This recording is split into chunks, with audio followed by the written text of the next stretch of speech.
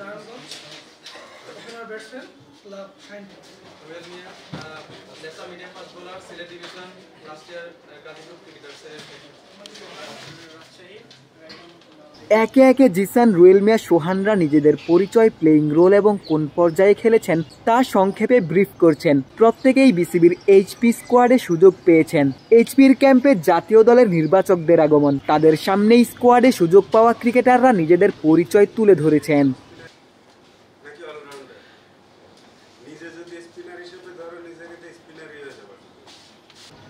কিছু স্বপ্নাতুর চোখ তাকিয়ে তাদের লক্ষ্যের দিকে। লক্ষ্য যে বাংলাদেশ জাতীয় দল, সেটা তো আর বলার অপেক্ষা রাখে না। সোহান, জিসানরা তাদের স্বপ্ন পূরণের আরও কাছে চলে এলেন। হাই পারফরমেন্স ইউনিট জাতীয় দলে ঢোকার সবশেষ প্ল্যাটফর্ম। এইচপি থেকে রেডি হয়ে ক্রিকেটাররা জাতীয় দলে ঢোকেন। বলা যায় এটিই জাতীয় দলের অলিখিত পাইপলাইন। এইচপিটাকে আমরা মিন করি যে ন্যাশনাল টিমে ইন্টারন্যাশনাল লেভেলে সার্ভ করার আগে লাস্ট স্টেজ, বা এখান থেকেই যেন প্লেয়াররা সর্বোচ্চ প্রস্তুতিটা নিয়ে ন্যাশনাল টিমে যায়। এখন যদি ন্যাশনাল টিমের দিকে দেখেন, এরা বিভিন্ন সময় প্রায় 10-11 জন প্লেয়ার এই এইচপির প্রসেস হয়ে গিয়েছে। তো সেটা যেন বজায় থাকে ধারাবাহিকতা। আন্ডার 19 পার হয়ে এসে ন্যাশনাল টিমে যাওয়ার আগ পর্যন্ত। আর এখানে বয়সের একটা ব্যাপার আছে, যে ন্যাশনাল টিমের আশেপাশের প্লেয়ার আমরা অনেক সময় চাইলেও নিতে পারি না, কারণ আমরা চাই যে আন্ডার 20, 19 to 23 এই এজ লেভেলের ভিতরে থাকে। কারণ আমরা এমার্জিং কাপ বা এশিয়ান গেমস এই ধরনের টুর্নামেন্ট বা গেমসে অ্যাটেন্ড করতে গেলে বয়সের একটা ব্যাপার থাকে।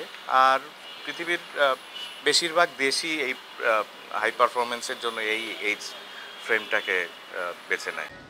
বলা হয়ে থাকে পাইপলাইনে পর্যাপ্ত ক্রিকেটার নেই, তাই সাকিব তামিমদের উত্তরসূরিও উঠে আসছে না।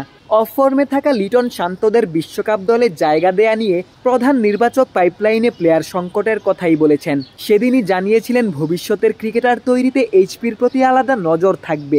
গাজী আশরাফ হোসেন লিপু কথা কাজে মিল রাখতে চান। আমাদের নজর থাকবে যে এই জায়গাটাতে আমাদের তো দুর্বলতা আছে, তারপরেও এখন দলের দুর্বলতা অনেক জায়গায়। You must have observed the match কালকে। তো আসলে দল হিসাবে প্রত্যেকটা ডিপার্টমেন্ট যেন শক্তিশালী হয়, ব্যাটিং, বোলিং, ফিল্ডিং সব সেগমেন্টের উপরেই নজর দেওয়া হবে। এবং আমরাও খুব কাছাকাছি থেকে অবজার্ভ করার চেষ্টা করব, এবং আমাদের হান্নান সরকার ডেডিকেটেডলি কাজ করবেন এইচপিকে নিয়ে, সঙ্গে থাকবেন, এবং আমরাও সময়ন্তে অ্যাসিস্ট করব এবং ঢাকার বাইরেও যাব তাদেরকে আরও নিবিড়ভাবে পর্যবেক্ষণ করার জন্য।